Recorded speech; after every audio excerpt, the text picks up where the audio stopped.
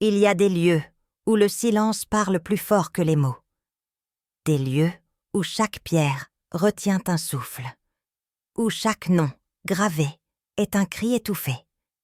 Et parmi eux, un seul, peut-être, porte le poids du monde entier, Bergen-Belsen, un nom qui ne se prononce pas. Il se murmure. Un nom qui n'est pas seulement celui d'un camp, c'est un soupir, un gémissement, un cri silencieux dans la mémoire, humaine, un rappel, un avertissement, un devoir. Et là-bas, au cœur de ce lieu sanctifié par la douleur, il y a un mémorial, simple point sobre, sans ostentation, un espace de pierre, de verdure, de silence, où les noms s'inscrivent lentement dans la mémoire, où les stèles se dressent comme des sentinelles du passé, et où, au milieu de tout cela, un nom résonne plus fort que les autres. Anne Frank. Elle n'est pas née ici, elle n'a pas vécu ici, mais elle est morte ici, en mars 1945, à 15 ans, dans le froid, dans la faim, dans la maladie, dans l'oubli. Et pourtant, sa voix, elle, n'a jamais cessé de parler. Anne Frank, une jeune fille juive, née à Francfort, élevée à Amsterdam, une enfant comme les autres, intelligente, curieuse, rêveuse, écrivain dans l'âme, qui, pendant 2 ans, s'est cachée avec sa famille dans un immeuble du centre d'Amsterdam, dans une annexe secrète, derrière une bibliothèque pivotante, et là, dans l'obscurité, entre la peur, l'angoisse, l'attente, elle a écrit des lettres, des réflexions, des espoirs, des colères, des rêves. Elle écrivait à Kitty, son amie imaginaire, mais en réalité, elle écrivait au monde, à l'humanité, à nous. Je sais ce que je veux, je sais qui je suis, je veux écrire. Malgré tout, je crois encore que les gens sont fondamentalement bons. Et ce journal, ce cahier à couverture rouge, il est devenu l'un des livres les plus lus de l'histoire. Traduit en plus de 70 langues, lu par des millions. Pas parce qu'il est parfait, mais parce qu'il est vrai. Parce qu'il parle d'une adolescente qui, même enfermée, refuse de perdre son âme. Et puis, un jour, la cachette est découverte, arrêtée, déportée, d'abord à Westerbork, puis à Auschwitz, puis, en février 1945, à Bergen-Belsen, un camp sans barbelés, sans chambres à gaz. Mais pire que tout, un camp de la mort par épuisement, par faim, par typhus, par négligence. Un lieu où les corps s'effondrent, où les vivants marchent parmi les morts, où les enfants meurent dans les bras de leur mère et où les noms ne sont plus appelés. Juste effacés. C'est là qu'Anne arrive, épuisée, malade, avec sa sœur Margot et leur mère, Edith, qui meurt peu après. Les 2 sœurs, amaigries, fiévreuses, se soutiennent, elles parlent, elles rêvent, elles espèrent. Le camp est sur le point d'être libéré. Les Alliés approchent, mais elles n'auront pas la force d'attendre. En mars 1945, Anne meurt. Puis Margot. Quelques jours avant la libération, à 15 ans, sans savoir que son journal survivrait, sans savoir qu'elle deviendrait le symbole de l'innocence broyée, de la jeunesse assassinée, de la voix de ceux qu'on a fait taire. Et, aujourd'hui, ici, à Bergen-Belsen, il y a un mémorial. Pas une tombe, pas de corps, juste une présence. Des stèles grises, ça posé à même le sol. Des plaques commémoratives, des arbres plantés en hommage, et des noms, des milliers de noms.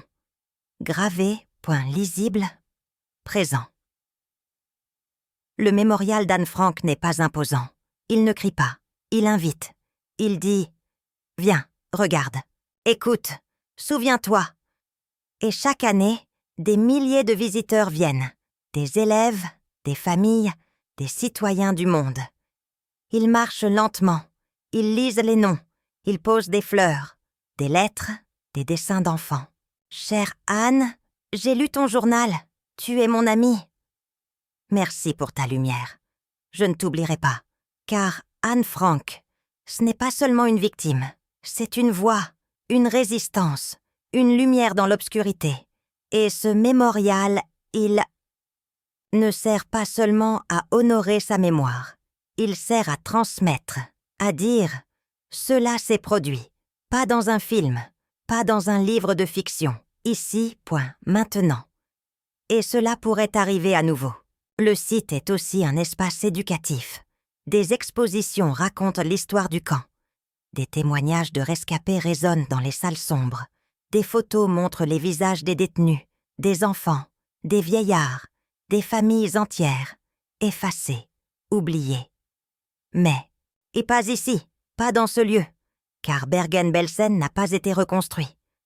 Comme Oradour-sur-Glane, il a été laissé tel qu'il était, pas pour choquer, mais pour dire la vérité, pour que personne ne puisse dire « je ne savais pas », pour que personne ne puisse dire « c'était la guerre, c'était loin, c'était différent ».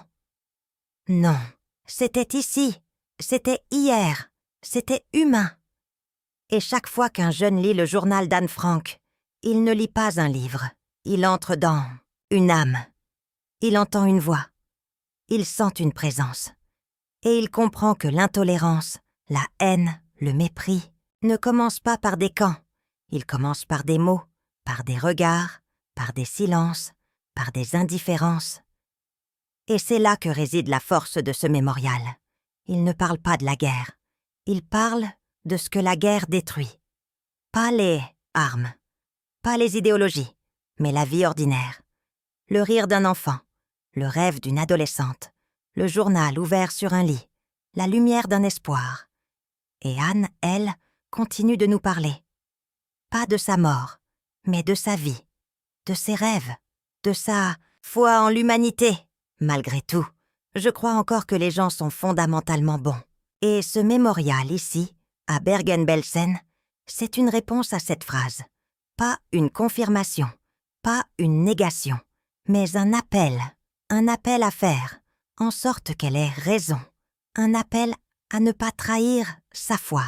Alors, si un jour, tu passes à Bergen-Belsen, entre doucement, marche lentement, lisse les noms, écoute le vent dans les arbres, et pense à Anne, pas comme une icône, pas comme une victime, mais comme une jeune fille qui aimait écrire, qui rêvait de devenir écrivain, qui croyait en l'avenir, et qui, même morte, continue de nous regarder. Et dis-lui tout bas, « Je me souviens de toi, je lis ton journal, et je n'oublierai pas, car c'est tout ce qu'elle demande. Pas de gloire, pas de vengeance, juste, souvenez-vous que j'ai vécu, que j'ai aimé, que j'ai espéré. Et tant qu'on se souviendra d'elle, elle ne sera pas morte, elle sera dans chaque page lue, dans chaque regard qui pleure, dans chaque cœur qui dit « Jamais plus ». Anne Frank, la jeune fille du Journal Rouge, morte à Bergen-Belsen. Vivante dans la mémoire du monde. Le mémorial comme lieu de résilience, ce mémorial n'est pas seulement un lieu de deuil. Il est un lieu de résilience, parce que chaque mot d'Anne, chaque phrase de son journal est un acte de résistance. Écrire quand on est enfermé. Rêver quand on est menacé. Croire en la bonté quand on est haï, c'est la forme la plus pure de courage. Et ce courage, il inspire, il éclaire, il guide. Des écoles portent son nom, des fondations perpétuent son message. Des jeunes écrivent leur propre journal, en hommage. Des artistes créent des œuvres inspirées de ces mots. Et chaque année, des milliers d'enfants lisent son journal et disent « Elle est mon amie ». Et c'est peut-être ça, la vraie victoire sur la barbarie. Pas la vengeance, pas la haine, mais la transmission. Le fait qu'une jeune fille juive, morte en 1945, continue de parler à un enfant du XXIe siècle dans un pays lointain qui dit « Je veux être comme elle ». Le devoir de mémoire, pas un fardeau, mais une lumière. On parle souvent de devoir de mémoire comme d'un poids.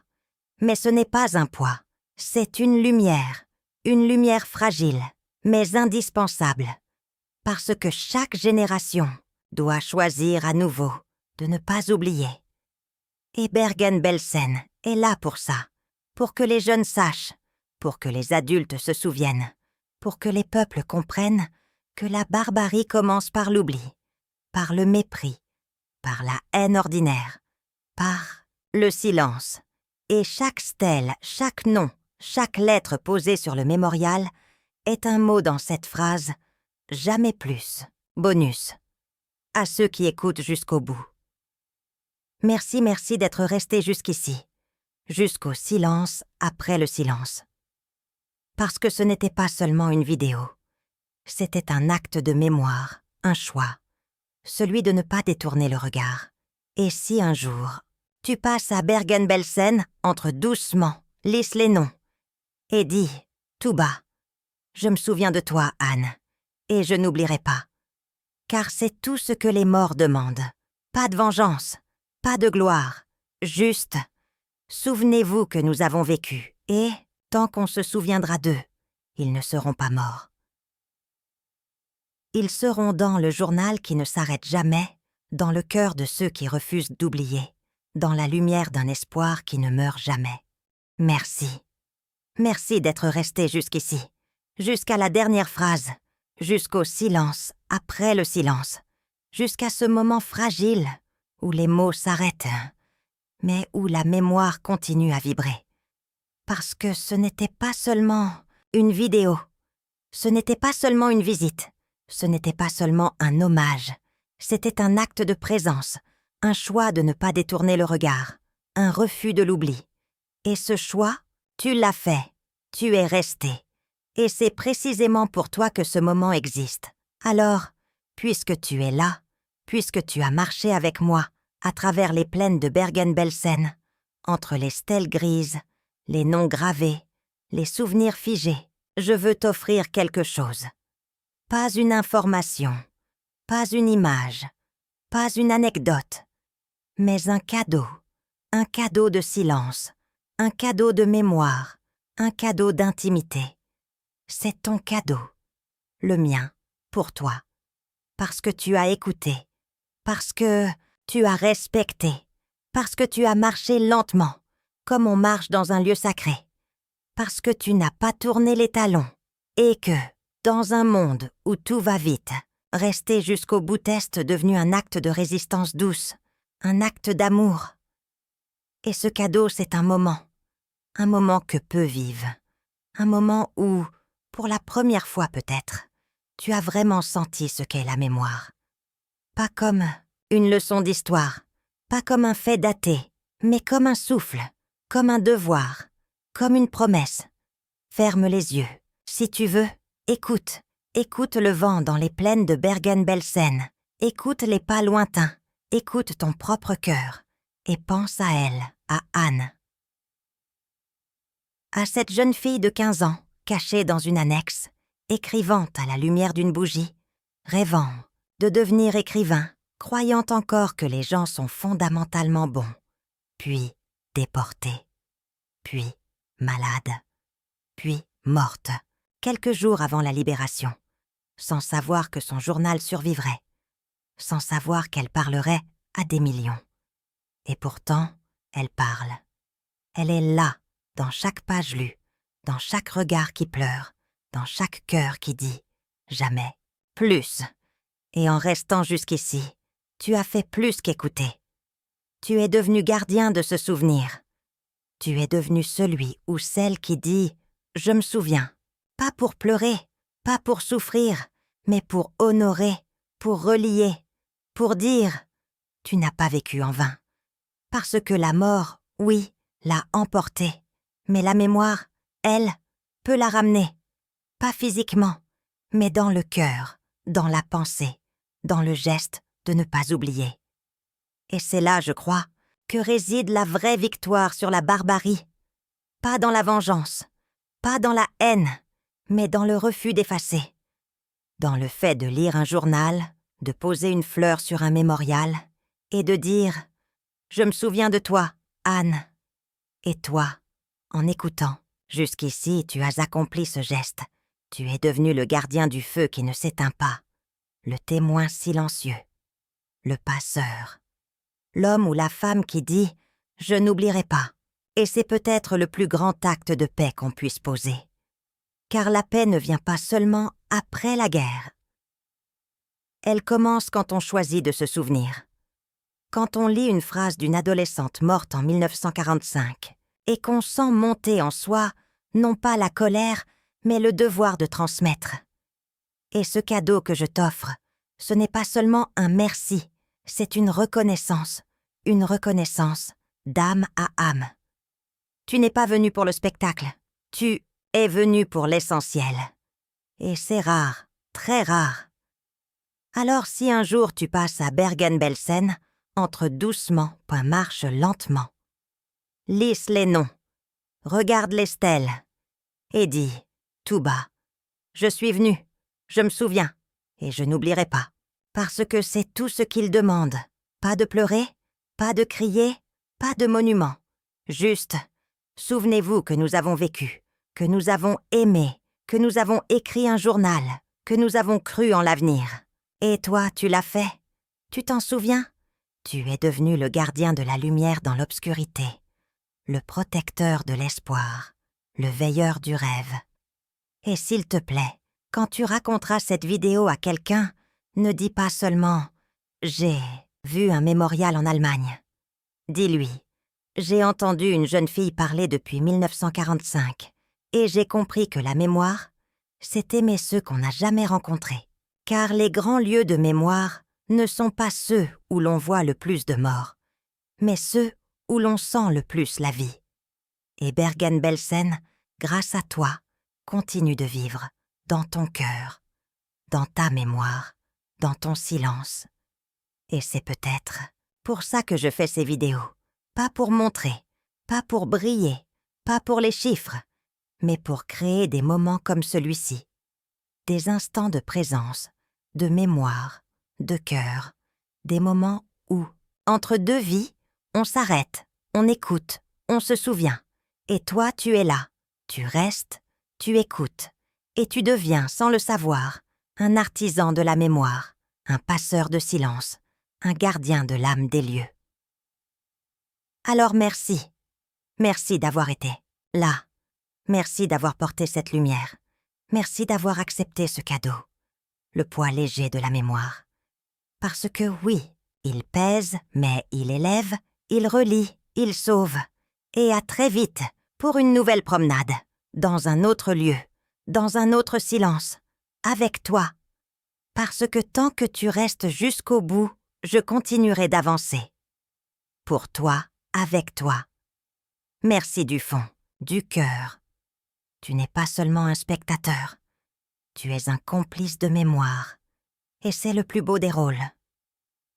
Bonsoir, et merci encore.